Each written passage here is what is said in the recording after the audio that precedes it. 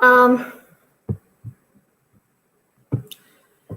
Hello, everyone. I'm Akila, and it's my pleasure to welcome you all for the NHRD live session. Before getting into the session, I would just quickly want to talk about the NHRD Bangalore chapter, about the chapter and its events and it has in store for all the members and the non-members out there.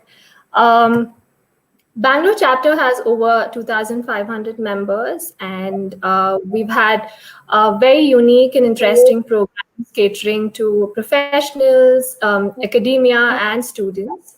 We've had thought leadership meets, monthly meets, learning programs, live sessions, the very unique HR showcase, webinars, and the live sessions that we're doing currently. And a lot more that we offer.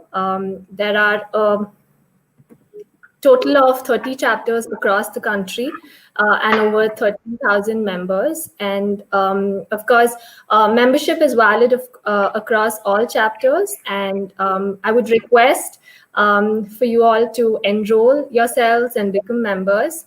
For more details, you can always log into our website, which is mentioned right here. Please do enroll if you haven't. Talking about our September programs, our upcoming programs, we have the Art of Business Storytelling, which is happening starting the 5th of September. Of course, the registrations are closed for it, but we are still open for another certification program that we're running, which is for industrial and employee relations. So I would request you all to log into our website for more details, or if not, you could always log into our social media handles on Facebook, LinkedIn, Insta, etc. Coming to the NHRD live series, we've had 2 of it already in the last month, and the current one that we're doing today is the 3rd one. The first one was we did a roundtable with young HR leaders where they spoke about personal branding and how they've gone about building their brand in the corporate and the HR world. The other one was a fireside chat with author Naga Siddharth on his book, How Many a Human Number, a very interesting conversation that we had. This is going to be, of course, the 3rd one. Today, it's going to be a fireside chat with Indy Banerjee. Indy is a partner with McKinsey, and today, of course, he's going to take us through his career journey, his career mantras, and how he's been spending his time during the lockdown. And of course, a lot more. The session would be for about 40 minutes, and then we would take up questions from everyone. So please feel free to send across your questions. Talking to him is Prakriti Shetty. Prakriti is the head HR Global Business Services at ABB. She comes with over 17 plus years of experience across business verticals and across HR functions. She is also the current honorary vice president of the NHRD Bangalore chapter. It's my extreme pleasure to welcome both of you. I would now hand it over to Prakriti to take this forward. I hope you guys have a great session. Thank you so much. Thank you, Akila, and good evening to everyone, and thanks for joining in. So we get started. So I have my coffee mug over here with me, and do you, Indy? I do. So we can get started. So I ask everybody who's watching this show to also have one. It's going to be an informal chat. So let's have some interesting conversation with Indy, who comes with such amazing, rich experience. So, okay, so thanks, Akila, for introducing both of us. And I think she really wrapped up very interestingly, Indy, about you as how you have really evolved in your career. Let's also little understand about what are the 3 things that people do not know about you. No, that's an interesting one. Let me pick trivia. So I think the things that perhaps are slightly different about me, which most folks don't know, is I spent a bunch of my growing years in Africa. I spent early childhood in Nigeria. Idyllic, very, very happy years growing up. The second is I'm ambidextrous. I can use both hands equally. I don't know what difference that makes, but I can. And the third, which I think is I found always very interesting when I go to a kids party, if I ever say that, is as a kid I shook hands with a gorilla. That I think is definitely something that that I find I might be one of the few people who've done that. Wow, very interesting. And I think multi-talented using both the hands. Not everybody can do it so easily. So that's really great. With gorilla, just remember, who is the hero that you admire or who you look up to? So I guess most folks come back with the superheroes that people look up to. For me, I think from my growing years, my hero is a boxer called Muhammad Ali. For me, he was the greatest of all times.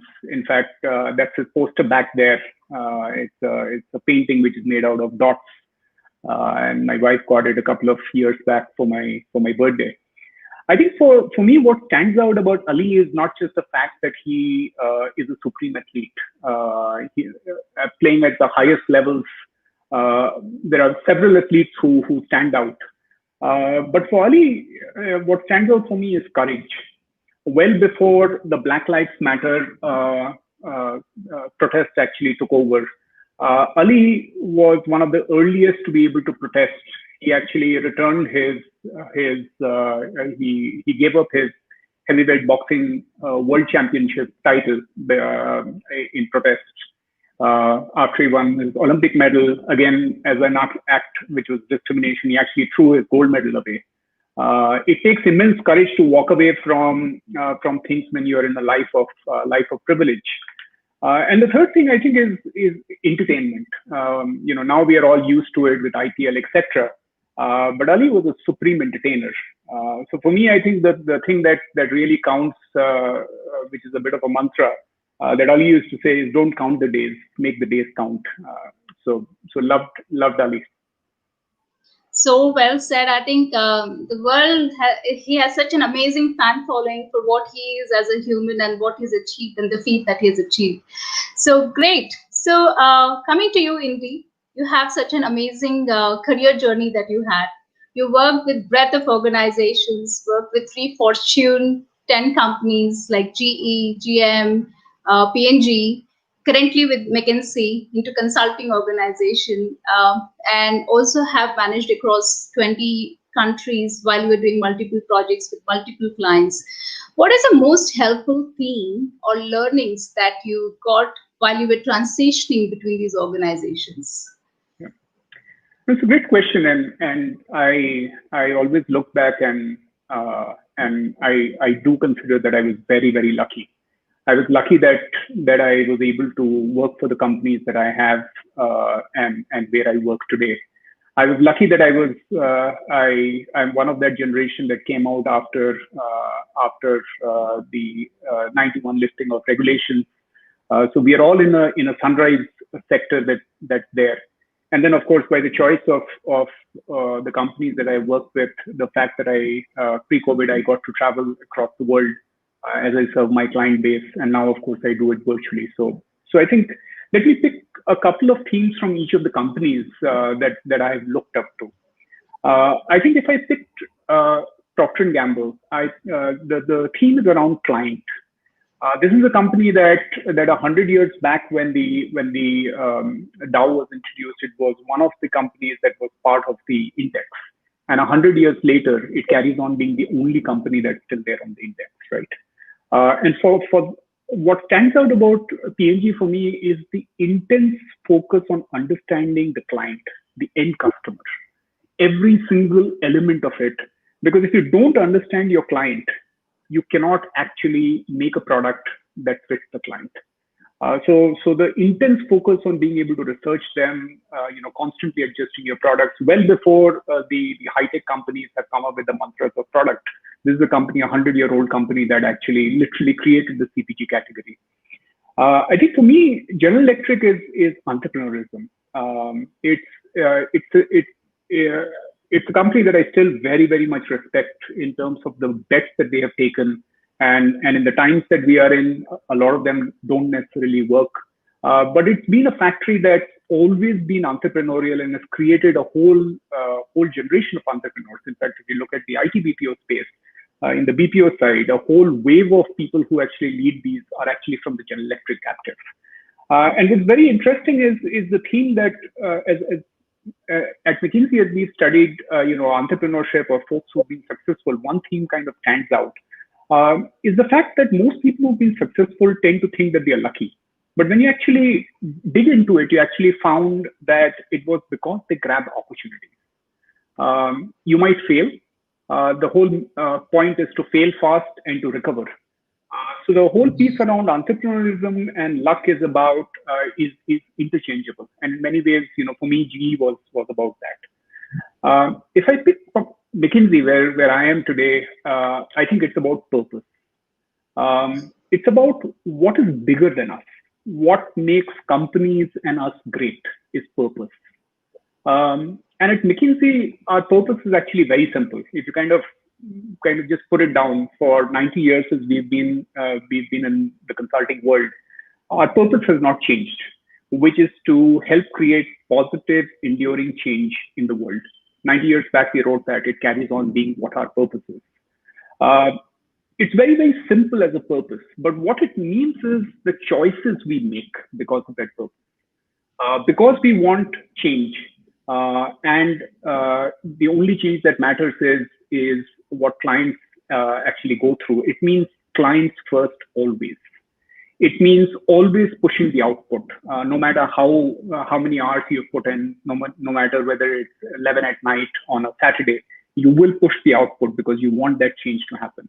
It means hiring the best talent in the world, because if your idea is to change the world, years before the high-tech companies came in and spoke about changing the world, it was the purpose, which is how do you actually do it. So you can write something on the wall, but what it makes you do as choices is really what stands out. So for me, I think those are three things that I very much look up to in the companies that I've worked with. Very interesting, and very interesting nuggets of the learning of each of the organizations that you had been through. Now, talking about GE, you touched upon a little bit on failing fast and learn fast with the failures, right? So that's a very interesting thing, and not everybody is comfortable because that's huge risk that gets in. So did you have any experience of having those failures and any lessons that you've learned through along the journey? I think I got asked this question in one of the campuses that we were doing something. And as I look back, it's actually, I now have a 25 years span to look back on. It's interesting that I think I've had more failures than success. And literally every single year, even if I look back now, I can actually count and go over my failures. And I think the thing that over time that you learn to appreciate is what Thomas Alva Edison, who founded GE, used to say. I have not failed. I've just found 10,000 ways that don't work. Right. So I think the mindset that you bring to failure becomes very important. And maybe simply because I'm older, I now have the ability sometimes to be able to step back and say, what have I learned? So just to take, what are some of the things that I've learned from my failure? I think one is humility. You realize over time that the logo on the wall and the rank you carry is not you. It's not you.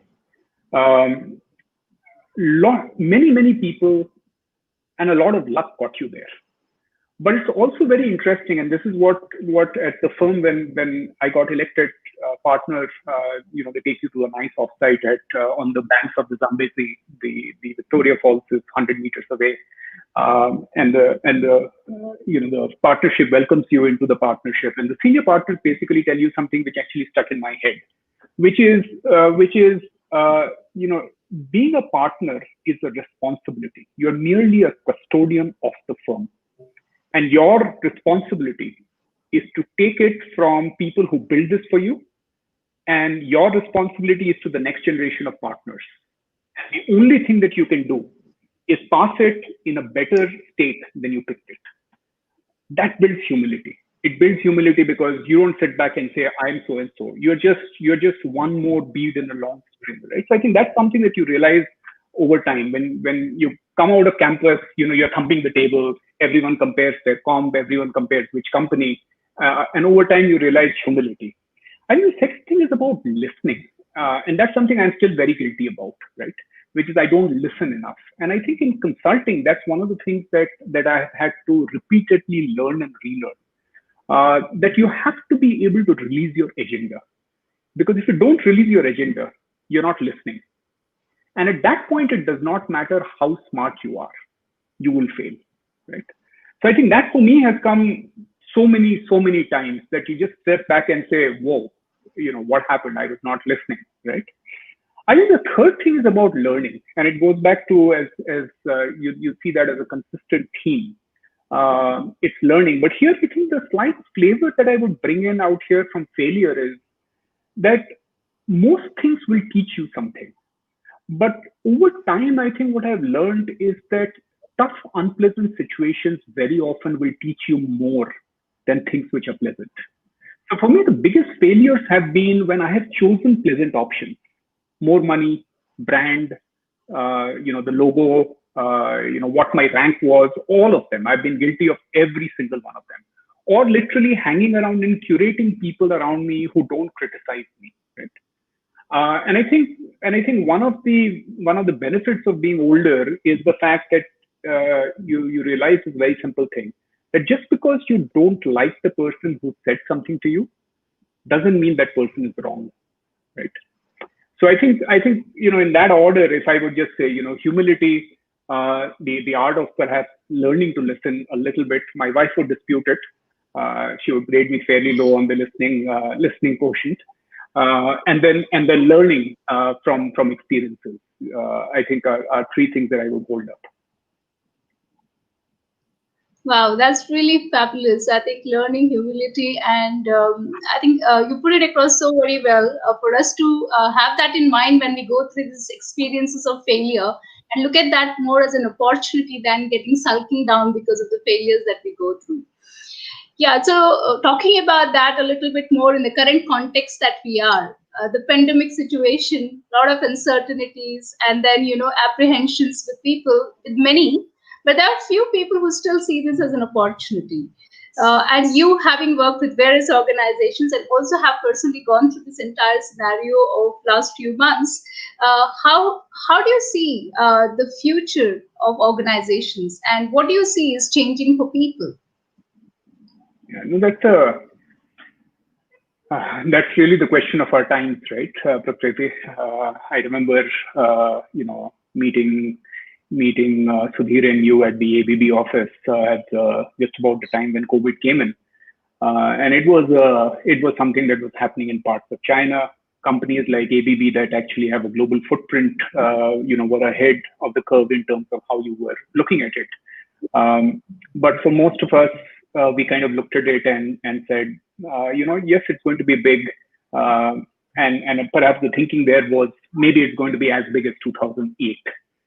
I think the first is just to frame it in terms of how big is how big is this, and why is it increasingly once in a generation. What's interesting is when it started again, we have our own think tank called the McKinsey Global Institute that actually models out and really works on topics which are 5 to 15 years out. And when initially MGI actually modeled it way back in March, we had come back with a view which at that time made a lot of people literally fall off the chair, saying, "Is this just too radical? Is this a very consultant-led view of the market?" And what we actually did was we kind of modeled out the various scenarios with how broad the pandemic would be in terms of the spread. And how much could it be managed? And very interestingly, the first cell was that it was you could largely manage it. The second was you would manage it slightly ineffectively. Some places you would manage it well, some places you wouldn't. And the third would be it would be rampantly out of control, right? What's very interesting is that while this goes back 3 or 4 months back, which seems a lifetime for us, the pandemic has on one hand proved that for a large number of countries, they've been able to fight back at it. If you looked at someone like Germany, if you looked at Singapore, if you looked at Korea, if you looked at Japan, a fairly robust and active way to do it. But the pandemic also proved the fact what was the real fear as we modeled it, that it's unpredictable. So you're going to see waves and waves come back. All right. So I think the interesting part is people say that the recovery is going to be V or U or whatever. The new shape seems to be one version of the shape is that you're going to see a set of W's, right? It's going to go up, it's going to go down, and how long the W's will be is very debatable, right? The second is, of course, the fact that is the second axis that we modeled it on is how much will our interventions from a fiscal policy actually make a difference. And as we know, the US government has already spent $2 trillion they've pumped into the market. The ECB has put in over $800 billion. They're now going to, over the weekend, we actually learned that they're perhaps looking at intervening again because inflation has fallen to record lows, right? And in India, I think after a lot of discussion whether it's going to be as aggressive or not, all of us have seen the numbers. The economy has contracted by 24%, right? So in many ways, I think the simple thing that we saw in terms of the graph is the contraction that we saw in the US economy, if you take that as a bellwether of global economy, was that this is not the great financial crisis. This is not 9/11. This is not the mortgage crisis. The last time the US has seen something like this is the World War II. So it is not the crisis of our times. This is actually, our parents have not seen this. It is their parents who last encountered something of this stature, right? So I think the first is that it's very, very significant. But the question you really asked is that does it have two sides to it? And what's very interesting is, if you write the word in Chinese, the word crisis comprises two characters. One represents danger, the other represents opportunity, right? And so in many cases, just as COVID is the crisis of our times, it's also the biggest change of our time. And the way I would actually look at it is that it's also the biggest push to reinvent. So if I look at organizations, so let me just pick two themes that we find are dramatic. One is digital adoption. So if you kind of go back and look at digital penetration in the developed markets at the start of the year, it was roughly 15%. This cuts across categories. What percentage of people were actually buying grocery online, all the way to what percentage are buying insurance online. Broadly 15%. And it took 15 years plus to get to that number, with the last decade of growth being a reasonable hockey stick. In 3 months, that number went up from 15% to 35%. So in digital, in a sense, what has happened is 10 years of growth has happened in 3 months. 10 years. And by the way, that is not just for developed markets. If you kind of pivot out into India, with all the lockdown, with all the concerns around handing cash over, you just have to look at what happened with the payment companies. You just have to look at the fact that your bhajiwala actually has on the theli, he's got one QR code that you can scan, and you can basically walk in and take your pick, whether it's PhonePe, whether it's Bharat Pay, whether it's Paytm. You can actually transfer money to a guy that you're buying half a kilo of brinjal from by digital, right? If you just went back and asked the same question a couple of quarters back to someone, it would be unbelievable, right? So I think the first is for an organization, our sense is that recovery will be led by digital. It's also a crisis because doing digital well or not actually segregates the market. Our research essentially shows that there's going to be a 4x variation between companies that execute well on it versus not. There is a 4x variation in terms of total return to shareholders. Just for perspective, usually in a crisis, it creates a variation that's 30 to 50%.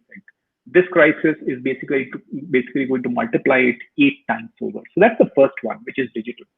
I think the second one, which is a topic which is very dear to my heart, and that's something that the firm's been doing a lot of research in, and I'm leading together with a bunch of my colleagues research globally, which is the future of working.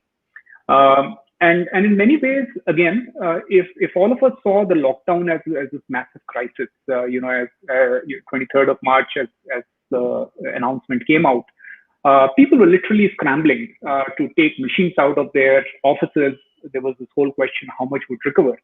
And as you talk to company after company across the world, I think the secular theme is they are amazed at how it has worked. In fact, in conversations across the last week, when we were talking to some of the investment banking and retail banking heads in London and New York, I think the discussion that was there was about how well it has worked, and what we are terming in the firm as the distributed operating model is the new future. Now, what's very interesting in that, Prakriti, is that when we went back and asked people at the start of the lockdown what percentage of the workforce would be distributed, people told us perhaps about 15%. For perspective, it used to be 2 to 3%.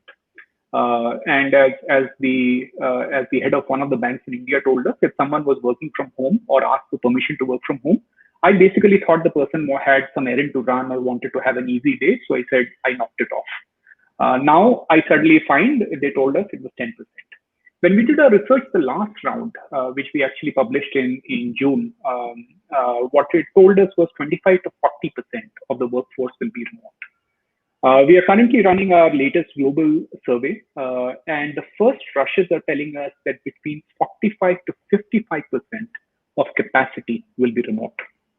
Now think about it, which is, the future is not just digital, it is remote and enabled by digital.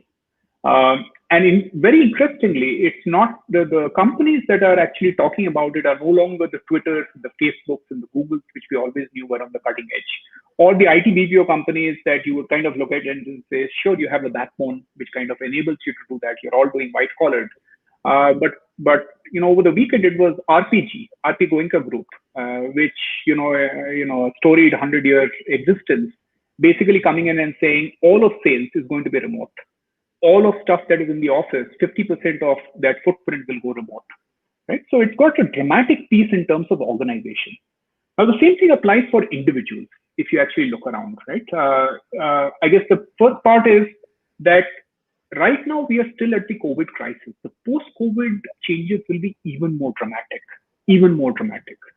And therefore, I think the first question from an individual perspective is, how are you actually reorienting yourself from a perspective of digital? It doesn't matter where in the organization you are.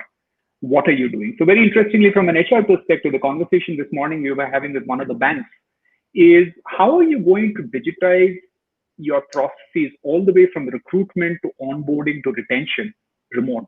And very, very important, the question we asked the CHRO was, in a world that is completely digital, how are you going to pick the digital skills? Because otherwise you're literally a dinosaur. The second, which is very interesting, is, in many ways, with all the challenges of work from home, it's a gift.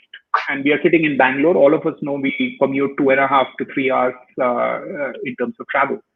In essence, you've got that 3 hours back as a gift. The question is, what are you doing with that 3 hours? Are you training yourself? For all of us who basically went back and said, I neither have the time, nor do I have access. If you just go out to Coursera, if you go to Harvard, if you go to Stanford, every single place actually has thousands of courses up. Right? So what are you doing with that 3 hours of your time? What are you doing in terms of investing in yourself? Are you doing something with regard to health? Are you doing something with regard to your family and friends, right? Because all of us are now sitting in front of a screen. Everyone is accessible, right? So I think the second is literally if I looked at it, which is, how are you going to be changing yourself in the digital piece? And what are you doing to reinvest so that in the post-COVID world, you are in the set of skill sets that are 4x times better? So well said, Indy. I think I resonate quite a lot of what you were speaking. We ourselves are also almost 100% of working from office to getting into 100% work from home in the entire setup. It was a very quick transition. no questions asked, everybody has settled so quickly. So that was, and also the way how we started using collaborative tools to connect with everybody to stay connected, making sure that the delivery is managed. I think it naturally just, when it just happened and everybody just got adapted in this new normal. So I think that was very interesting change all of us have gone through. And as I rightly put across, I think many organizations are also looking at how to reimagine to adjust to this new normal, the work, the workplace, and the workforce in itself, so that we are more future ready post-COVID scenario. So this particular entire episode that we are going through is giving us a new learning. And as humans, we continue to adjust and adapt and continue to survive and move ahead. So, Iti, you touched upon, I think, Sudhir, you mentioned about it, and I have a question from Sudhir Banerjee, who is the head of GBS Bangalore. So the question, maybe, and I'll continue to pick these kind of questions as and when it comes on the chat, we keep it more interactive and informal. So the question from Sudhir Banerjee to you, Indy, is, if you look back, what you cherish as inventory of wealth you have today? Trust Sudhir to ask this question. So I think a whole bunch of stuff, right? I think what's interesting is for all of us, if we kind of just pause, and I tend not to do that enough. But when I do, you find that you're grateful for the years that went by. You're grateful for the experiences, for the people who are with you, it's literally a bunch of, it's literally the wealth that you carry with yourself, right? So I think if you kind of look back and say, what do I cherish, or what have I learned? I think one is resilience, right? Which is, over time, again, I go back to when I just started in the workforce.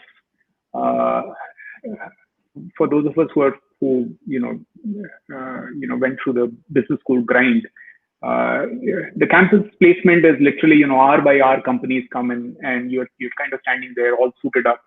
And at that point, what you actually think about is your world will end if you don't get that job, if you don't get that brand, right? And by the way, that we carry that mindset still with us, right? If this role, if this job, if this comp isn't with us, the world ends. Except at that point, you're a, early 20s, young person who's full of fears, right? And I think one of the things that you learn is resilience. The fact that a career is a marathon, it's not a sprint. And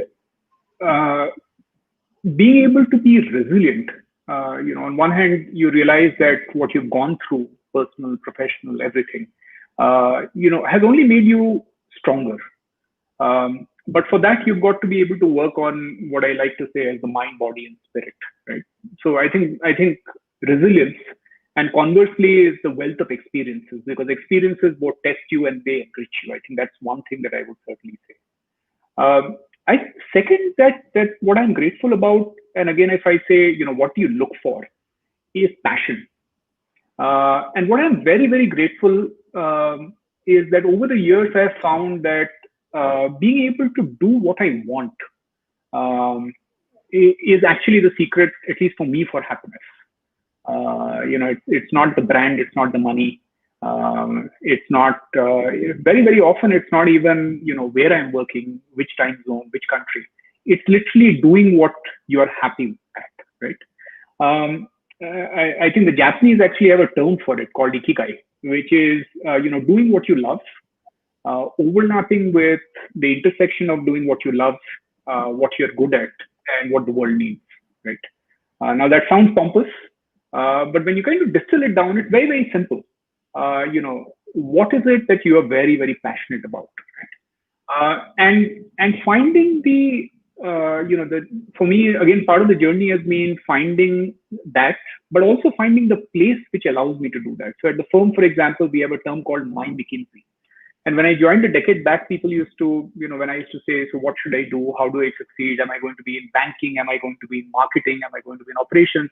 People just came back and said, what you should look at, what you have to define it, and you have to define My McKinsey. And it's a very abstract term. You go back and say, tell me what the firm is like, and they tell you, you should define your firm. It's taken me the best of a decade to do that. But I have created around me my firm. And that's what partnership is. Partnership is basically being the owner and defining your firm. So I love the fact that I get to choose the topic I work on. Right now, it's distributed operating model. For 2 decades, I've been working with global organizations. This is, as I see, my time because suddenly the world is flat. We are all on Zoom or name your video conferencing setup. We are all on that, and it's flat. So it's really the passion. It's for me, the passion is unpacking it and looking at it and saying what makes it work, what doesn't work, right? And nothing better than being a consultant in that setup, right? And I think the third is the ability to be entrepreneurial, right? And again, the ability to go out and create new service lines, the ability to go, do new stuff. Is something that I really, really cherish, right? So I think those are the 3 things that would stand out for me. Very interesting, Indy. So I have another 2 questions. Maybe I'll club those 2 questions together. One from Arvind Rao, and other one is Vasantara Ravichandran. So it is more or less little related. So that's how I'll blend that question together. So the question is, how many times have you failed to be here now? And what is one thing that makes you bounce back from failure? And what the self-talk you give to bounce back?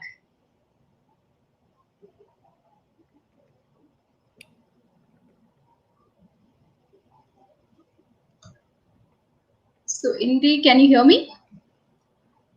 Sorry, you lost me. Can you hear me, Prakriti? Yeah, I can hear you. Can you hear me now? Sorry, just give me a minute. I think I can hear you.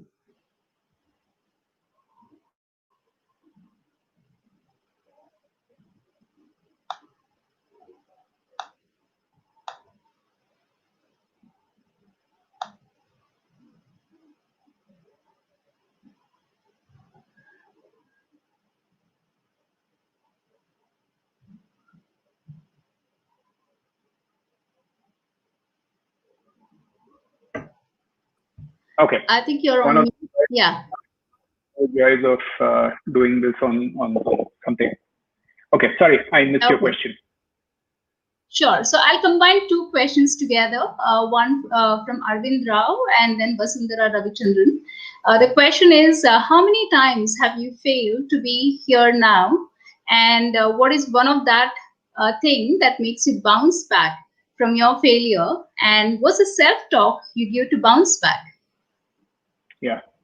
That's a great question. I think the first one, how many times have I failed? I think as I said, very, very routinely, very, very routinely.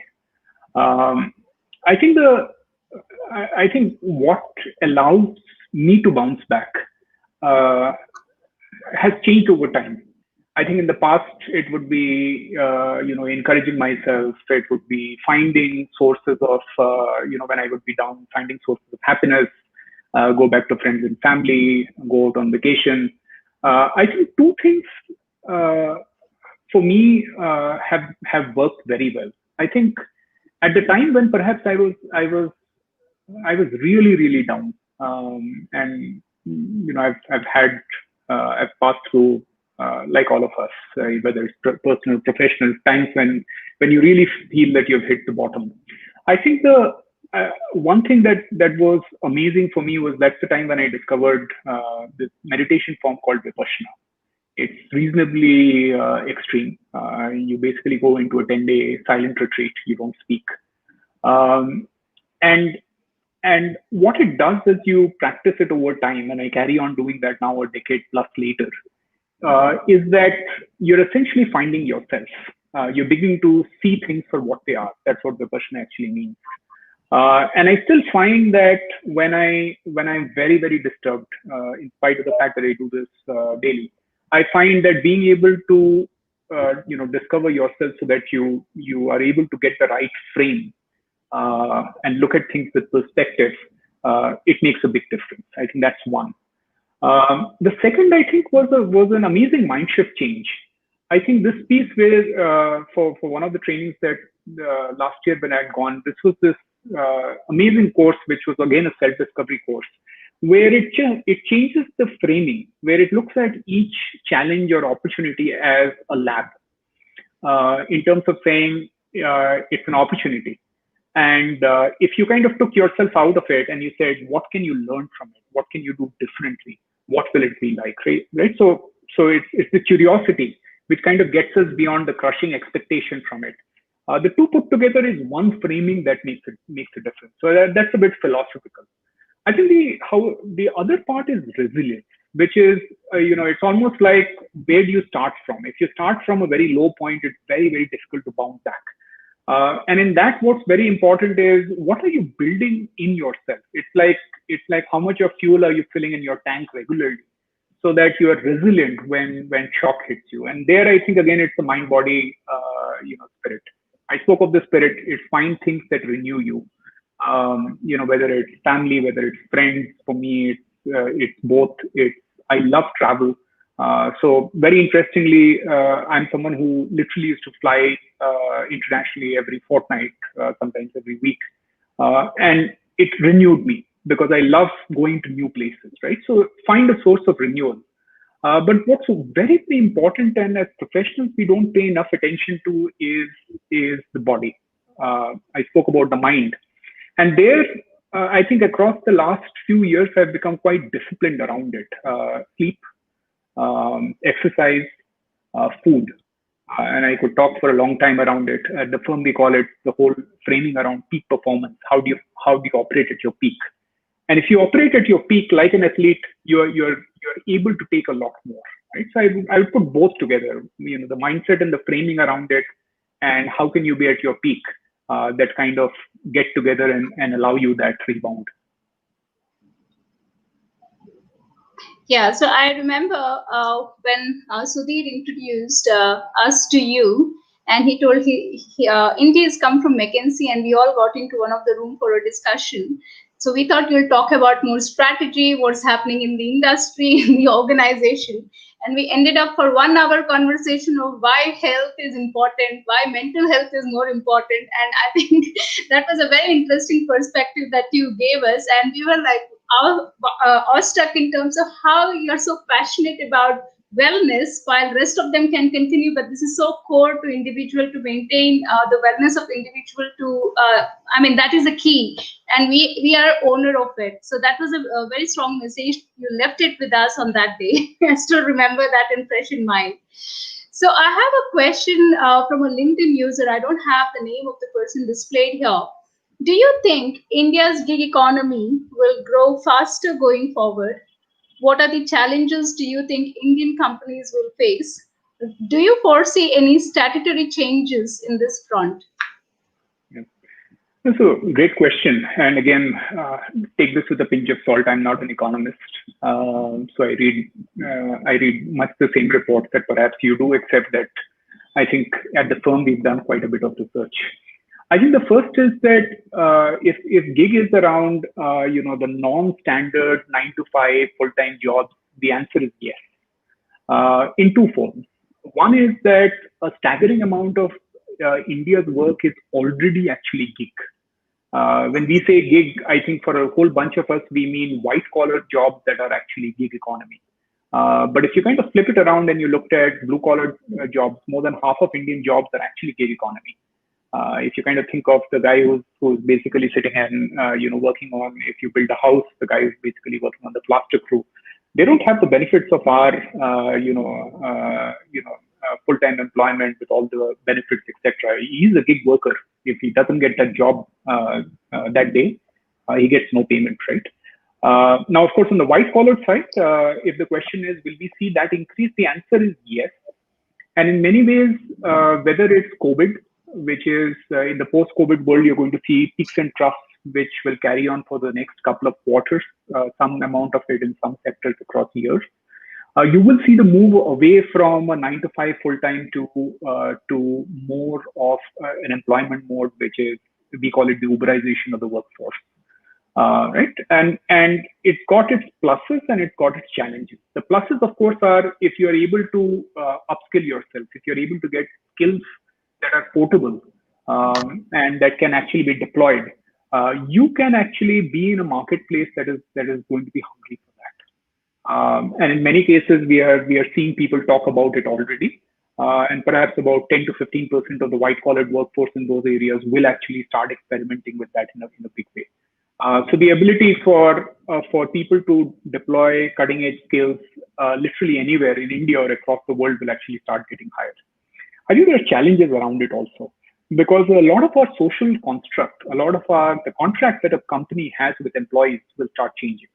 And in discussions in Europe, for example, we are already picking elements of it. Unions are worried about what does that mean from a benefit perspective? What does that mean from a social perspective, right?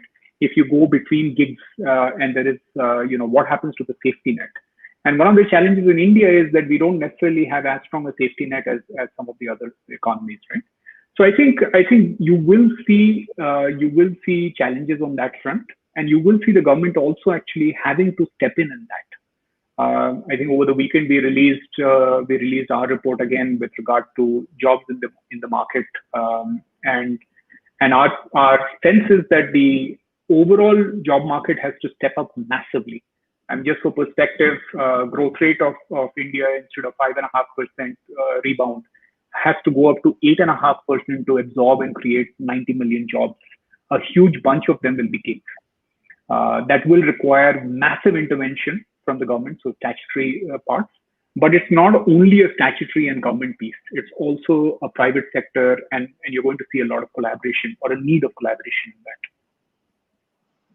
Yeah, very interesting. Now, while government focuses on how to really regenerate the organizations to grow and how when organizations invest in their own growth, there's also a question which is interesting, coming more related to that.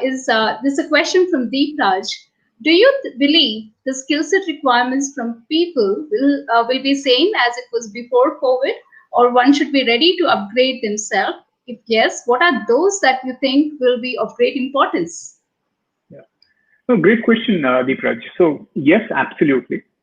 We were already seeing that, right? So about, I think, 3 or 4 years back at Davos, we had released the future of work. We are now updating it.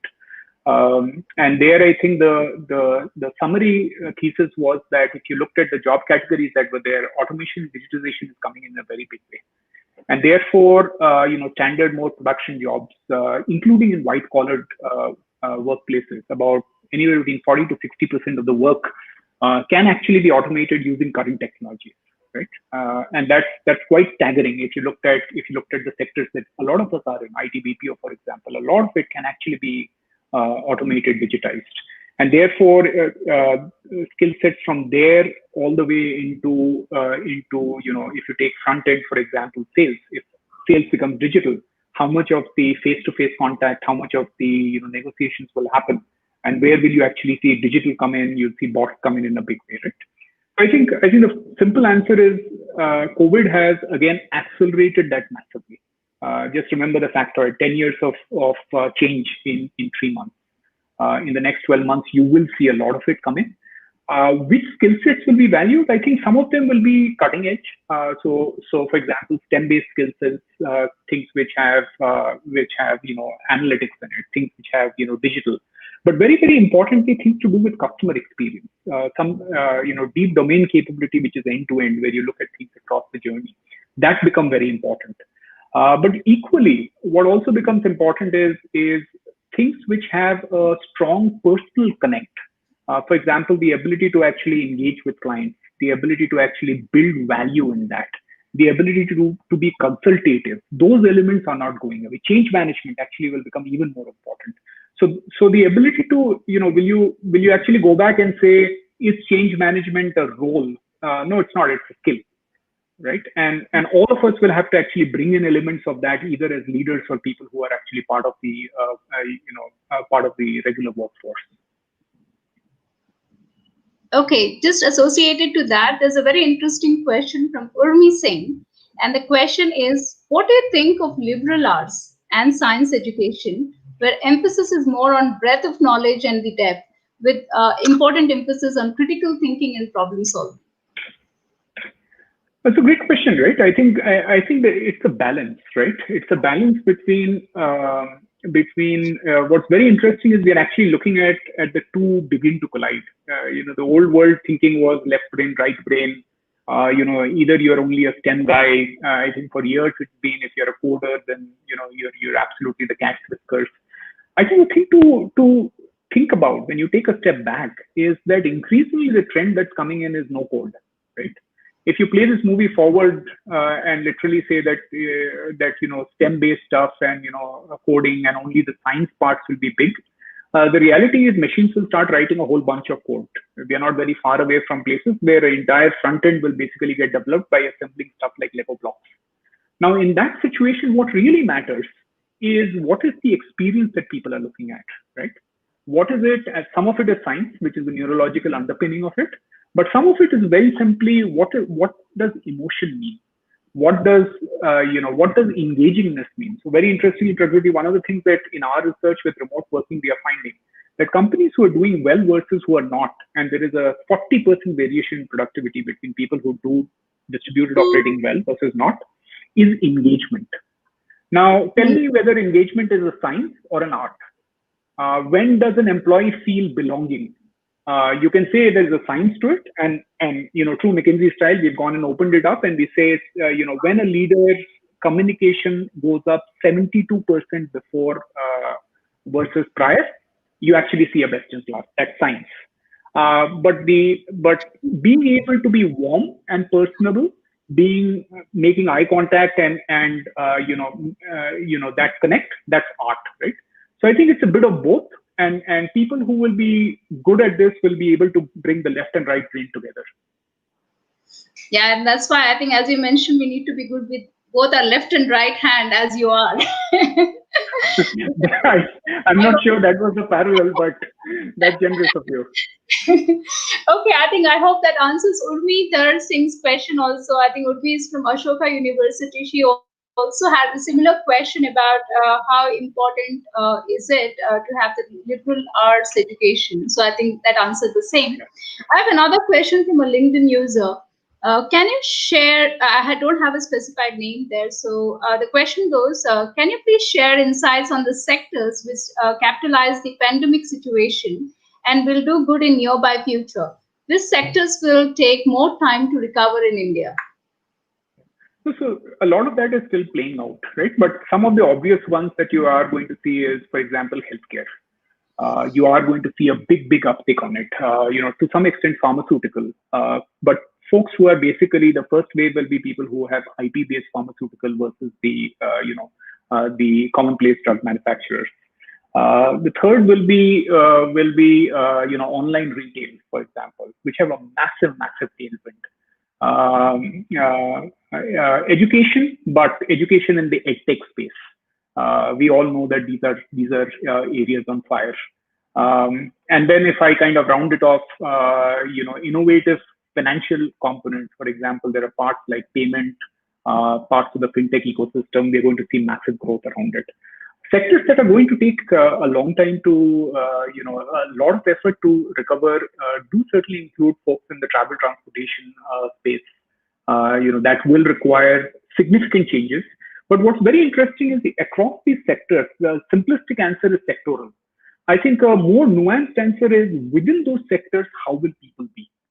And that's where you go back and say that people who pivot, people who bring in the digital part, people who are able to give remote experiences, those people will stand out within the sector.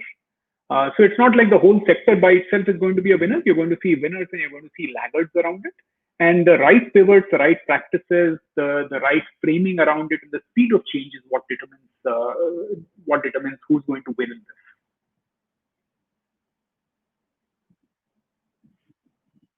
Prakriti, you are on mute. Okay, interesting. Thanks, Indy, for letting that know. I have another interesting question from Shalva Kaushik. We are in interesting times with full of opportunities and uncertainty for many. In your view, what are the key professional traits we should have to adapt, align, grow professionally in new normal? So some of them, interesting to reflect on, right? Some of it is this whole piece around the ability to learn, relearn, reinvent. And I think an interesting construct that we keep going back to is zero-based thinking. It doesn't matter what age you are. If you were to start your career now, what would you pick? And then go back and say how much of it could you pick, right? Which actually creates a very different thinking versus let me get 2% better to let me get 50% better, and go back to that same thing. You now have 3 hours a day until we go out of back to offices, and for more than 50% of capacity, that's the gift we have, right? So I think the ability to do that. I think the second is entrepreneurialism, which is the ability to look for opportunities. But a big part of this is to create your own opportunities, right? It's literally, the door will open if we choose to have it open. And it could be 100 times that it will shut, right? Very, very interestingly, some of the folks that we admire the most have gone through amazing failures, right? Steve Jobs, if you kind of look at, thrown out of Apple that he founded, coming back to now, found a company that's a $2 trillion company, right? So I think entrepreneurship, the ability to grab an opportunity and test, and if you fail, pick yourself up and go back. So I kind of tie entrepreneurship and resilience together. I think is the second theme that's there. I think the third is this piece around connect and empathy, which is where you're drawing your energy from. Are you actually connecting into that network, whatever that is? It could be people, it could be activities that you do, because you will need that enormously. That's one thing that COVID will take from us, which is a huge amount of energy, and that's what changes it from a crisis to an opportunity. Yeah, great. So now, Indy, if I look at the kind of experience that you have had, and now if you stand today and look back at the reflections of your learnings of the past, and if you were given a chance to give an advice, maybe the first decade of your career, the second decade of your career, what would that be?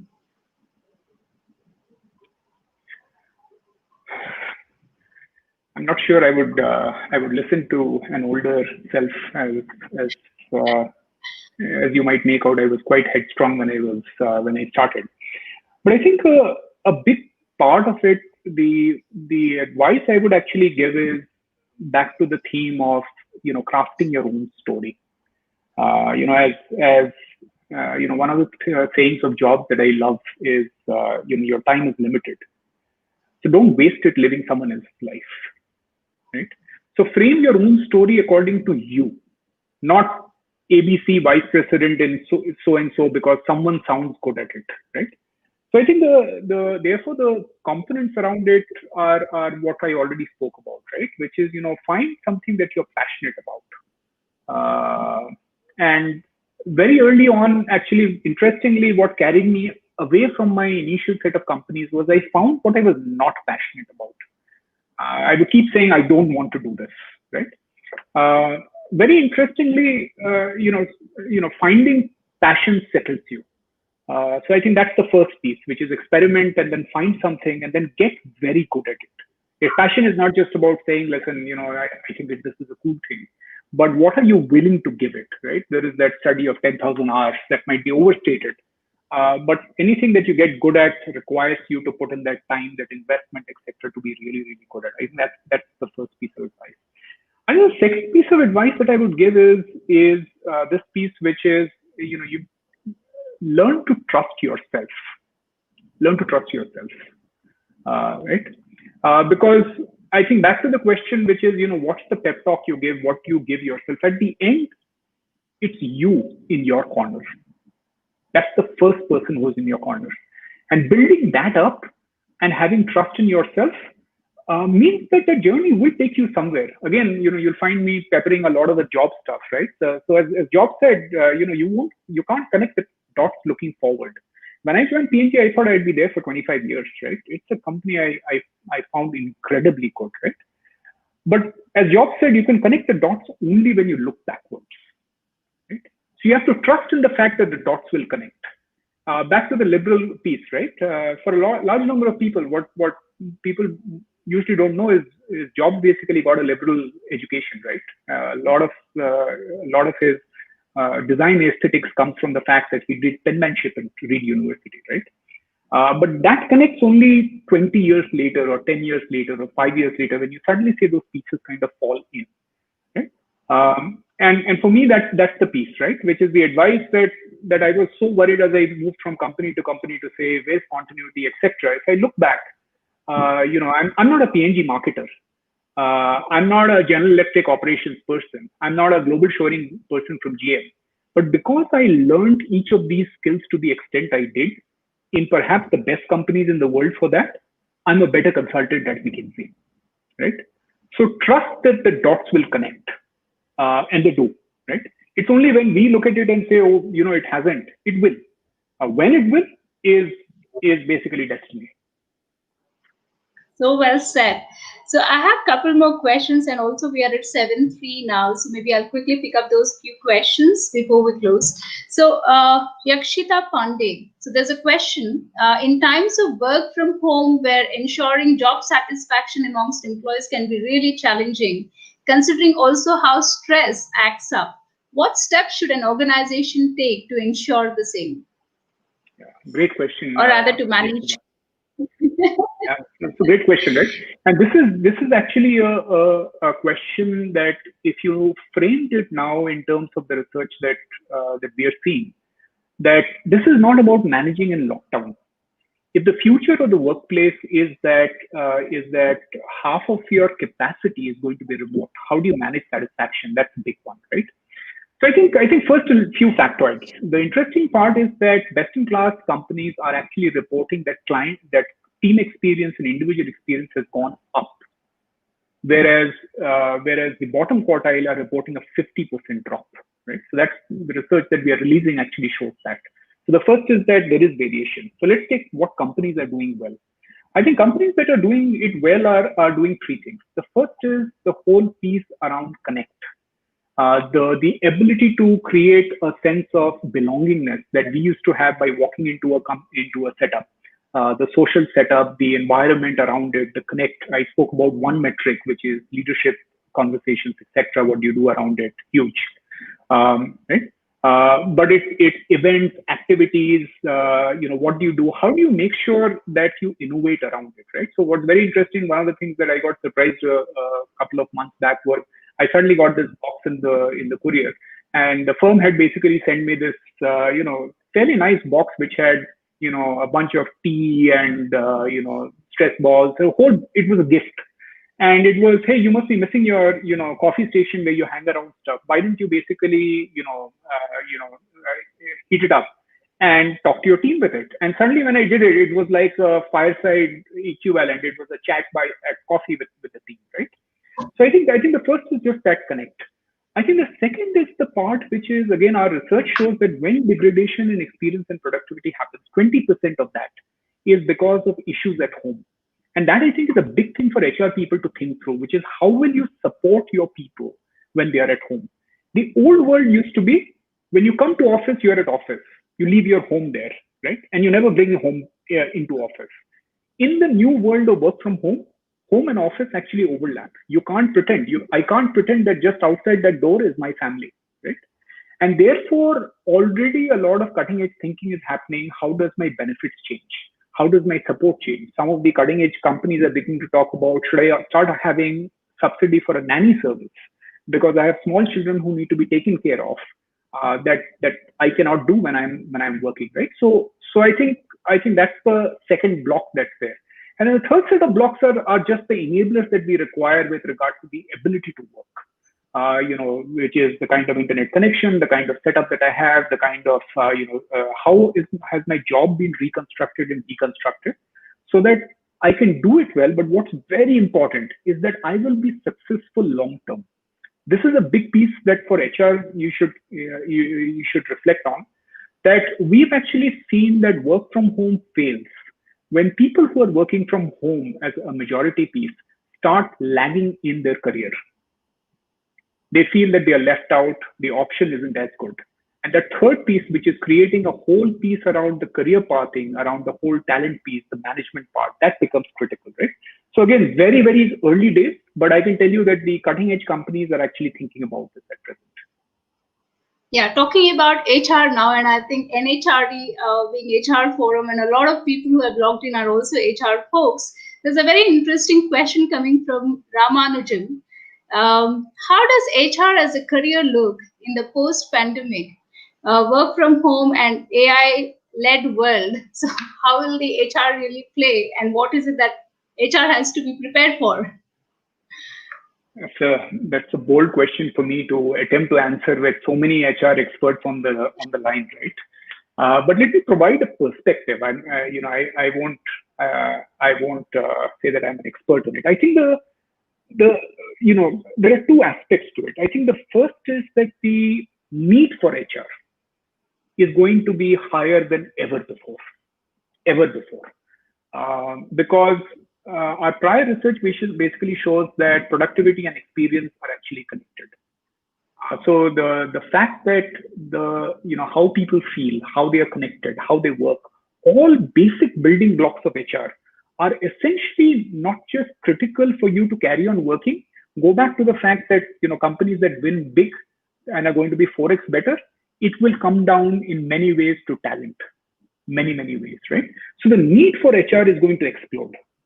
But I think what's going to start changing is actually the profile and role of it, and the setup of HR. I think what you're now going to start seeing is one, at least that's the sense that I get from outside. One, you're going to start seeing much more generalists begin to emerge, because this piece saying I'm just doing recruiting, or I'm doing training, I'm doing onboarding, I'm doing elements of it. It's now a journey, which is an end to end, right? So that's one.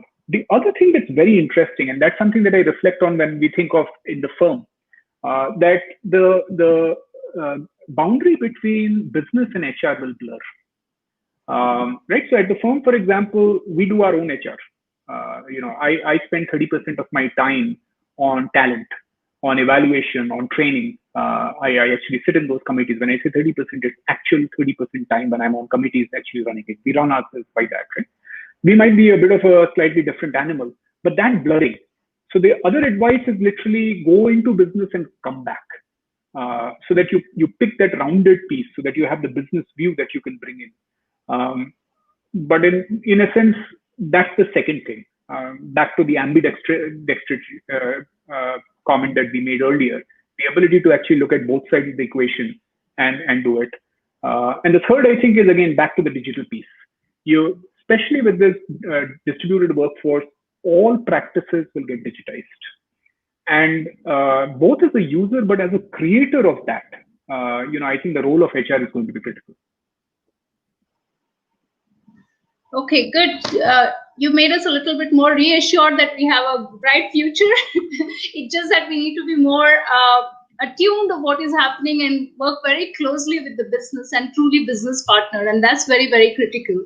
So very interesting thought, Indy.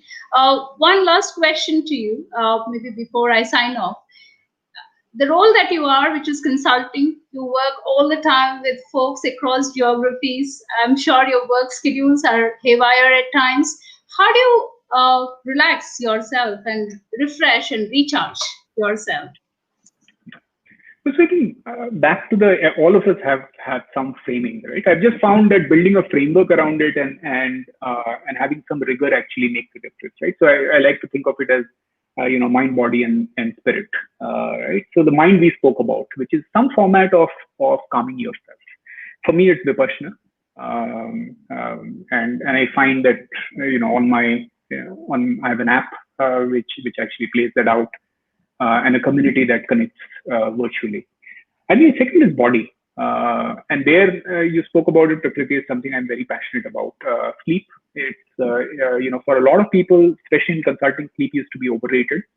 The simple factor that I'll leave you with is, if you are sleeping 1 hour less than 7 hours a day, within a week, you will build up a cognitive deficit, which is your processing power will go down by an equivalent amount as being too drunk to drive. That is the kind of degradation that happens by a very simple thing. So, for example, this for me is a big thing to be able to track my sleep. Right? Whatever gets you, whether it's science around it or it's fixing a time. Workout, I do that 3 to 4 times a week, and now increasingly that's become online. Food, for me, that's a big one. I'm a Bengali, I'm a foodie. And so watching out for that, for the last 10 years, I've had the same weight. And a big part of that, sugar. Prakriti spoke about a pet peeve of mine. Just as a factoid, right? The neural network that sugar uses, saccharin, actually, given to rats in experimentation, show that rats actually prefer saccharin flavored water 94% more than intravenous cocaine. That's how addictive sugar is, and it has zero value. And giving that up is very, very simple, right? So about a decade and a half back, I still do have my desert at times, but giving it up is simply just not adding sugar anywhere, right? So that's the second. And the third is just spirit. Do what refreshes you and rejuvenates you, right? So I think it's family. For me, it's projects. It's doing some tinkering on the weekend. Every weekend I go out and do some project of mine. It drives a lot of people batty, but I love doing it, right? So find those 3 things, and that's really the peak. Because again, back to the theme that we leave you with, if this is the moment of our life, then the danger is a given. What are we doing to be at our peak to be able to grab the opportunities that come our way is really the question that we have to answer. So I remember, Indy, after that session about health, mind, body, soul, the fitness, and the entire thing, I think I used to have a lot of coffee at office. Every meeting, the coffee naturally comes in, and along with every cup of coffee, 1 cube of sugar would naturally flow in. But then after that 1 hour of session with you, I almost stopped having coffee with sugar. So I used to sip coffee, but without sugar. So that was the impact that you did for some of us who were in that discussion on that day. So thank you so much. Indeed, it was a very interesting conversation with you, very candid conversation, some great nuggets for all of us to take away from this conversation. Thank you for accepting and being here and sharing your very insightful learnings with all of us. Thank you so much. No, thank you for the opportunity.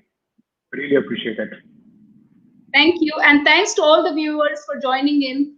I hope you all enjoyed. So thank you so much for joining. Thank you. Stay safe. Bye.